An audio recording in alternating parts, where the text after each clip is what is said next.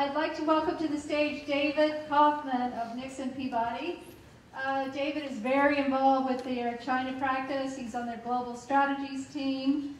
And David is going to be interviewing Brian Allis, the CEO and co-founder of social technology company Connect, which is based here in San Francisco and founded in 2012. Connect also recently raised money, and they have a China connection with Foshan's Kenzan Capital. And they've also raised money from Salesforce CEO, Mark Benoff, and the Launch Fund. So Brian is an active investor himself, and with Connect Ventures, and he's got a portfolio of 25 companies. So Brian and David, thank you. Well, I think I have the toughest act to follow after the amazing Lily Wong, so I will try to do my best. But Ryan, give us your elevator pitch. Tell us about Connect. I would love to. Connect is building the WeChat of the West. This is one way to think about it. We think WhatsApp, we think Facebook Messenger are very limiting in their chat tools. We heard from the Fire Chat guy a couple people ago, and Fire Chat's great for public chat. What Connect is private chat. You can also see your friends on a map. We integrate with Facebook, LinkedIn, Foursquare, Instagram, and so that's what we are, building the next generation of chat messaging and groups. So you should check it out. I mean, it really is. I think the WeChat of the West is really apt, and we'll get to his China strategy towards the end. But can you tell us a little bit how you started the company and how you got the idea going? Sure thing. Connect is my second company. I was in North Carolina on the East Coast for 10 years, building a company called iContact in the marketing software space. We sold that in 2012. I moved out here to beautiful San Francisco, and we started working on Connect, spent a year and a half building the technology, and then we launched in February 2014. We have 3.1 million users so far, growing very rapidly, and raised our Series A from Kenzan Capital in October. Yeah, so I mean, this is Silicon Dragon, so talking about Chinese investments. So tell us a little about how did you find this investment from the Foshan Group? So a year ago, there's a launch festival or a sort of startup competition here every year called Launch Festival. It's sort of TechCrunch Disrupt and Launch Festival are the two big ones. We entered the Launch Festival in the spring of 2014, and we won the festival, and that got us investment from Jason Calacanis, the Launch Fund, and they led our seed round, which we closed in May 2014. That was $3 million. And we were planning on going out and raising a Series A and doing a competitive round, but actually in the process of raising the seed round, we heard from Brad Bao, the founding director, managing director of Kenzan Capital, which is the venture investing arm, I believe $400 million investment fund, that is basically their single LP is Fosun Group in China. And so he went to Berkeley, worked at Tencent, helped build WeChat, ran North America for Tencent, and he reached out, and with our strategy going into messaging, we said, hey, we would love to have you on our board, and he led the Series A round, which we closed at the end of October. So how has it been, how has having a significant Chinese investor impacted your working at the company and your strategy going forward? Some of you may know Brad. Brad's extremely smart on product and on user empathy. And having him on our board the last 7 months has been really helpful to us as we've designed the chat and messaging and groups components within the Connect app. And in the process of closing the round, he was great to work with. There were no issues. It's actually helpful working with a venture fund that has one LP. You just have to get one approval. You do one Skype call and you get one approval and you're done. The funniest story for us is, as some of you may know, in China, the first week of October, not a lot of work gets done. And we were scheduled to close the round, I think it's a big holiday, the biggest of the year, and we were supposed to close the Series A on September 30th. We missed the date, it was supposed to close October 1st. You're not going to close anything in Beijing on October 1st. And so we ended up closing 3 weeks later, but we got it done. Similar questions around, locking up the CEO for a few years and all that good stuff. But we got the round done, and it's been a pleasure to work with the team at Fosun and Kenzan. And you have a team member that's fluent in Mandarin. Has that been very helpful, and how has she helped you in terms of guidance?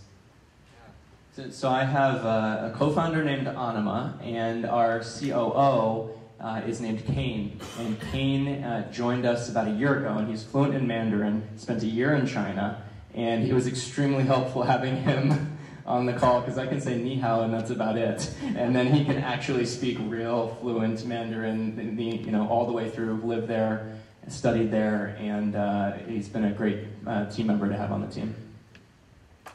And so we talked earlier about your strategy for international expansion, where you're going to go. I was surprised to hear that despite having a big Chinese investor, China is not number one on your international expansion list. So, you're at, only 3.1 million users now. I'm sure you have big growth plans. So tell us where internationally you're looking at, and why isn't China on that list? So our top 5 countries by usage right now are the United States, India. It's a very unique list. You could expect United States and India. You would not predict Saudi Arabia, Thailand, and the Philippines being number 3, 4, and 5 of our top 5 countries, but we have 66,000 users in Saudi Arabia. I didn't expect that there would be 66,000 iPhone users in Saudi Arabia, but there are. And so there's certain countries you get featured in that you go viral in that suddenly you just spread. And so those are our top 5 countries. We're about to kick off raising our Series B in the first week of April. So if there's any folks in the room interested in getting in early on the Series B, come talk to me after. And so we're about to raise a larger round so that we can really expand globally. Right now the product's on iPhone and on Android and just in English. So we're about to internationalize, localize. We anticipate, China's a very hard market, of course, to enter unless you have a Chinese partner. We could have Fosun as a Chinese partner. I think the market in China for messaging apps is rather saturated. We're looking at countries, whether it's India, Philippines, Saudi Arabia, Iraq, the emerging markets that are going to take us from 2 billion smartphone users to 5 billion smartphone users in the next 5 years, where they have not yet determined who they're going to use for messaging. Europe has WhatsApp, North America has Facebook Messenger, China has WeChat, Japan has Line, Korea has Kakao. Outside of those 5 countries, it's wide open ballgame still.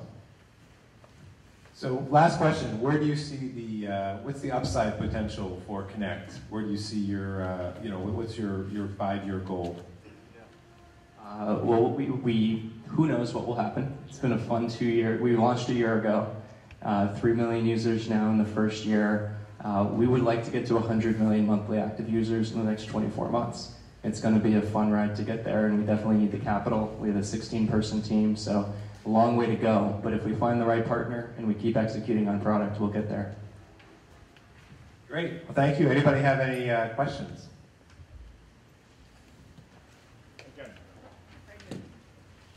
Hi. Should we just merge our companies? I have a question.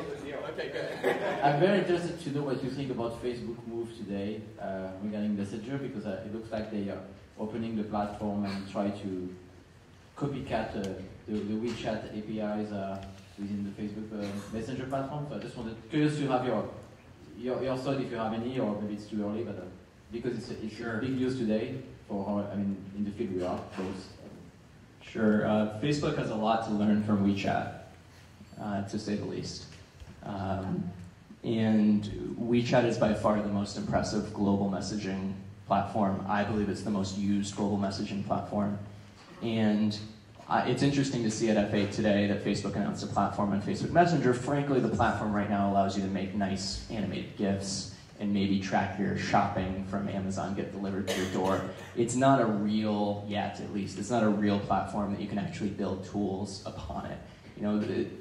It's yet to be seen if Facebook Messenger will go into the payments game.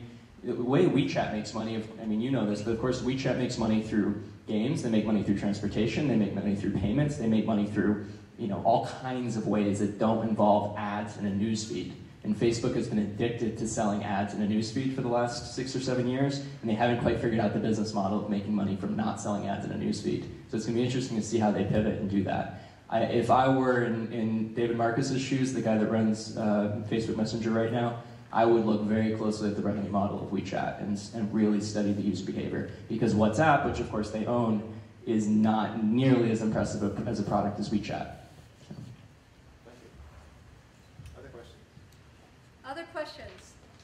Anyone else? Over here, for instance, or in the bleachers? Okay, then let's give David and Brian a round of applause. Thank you.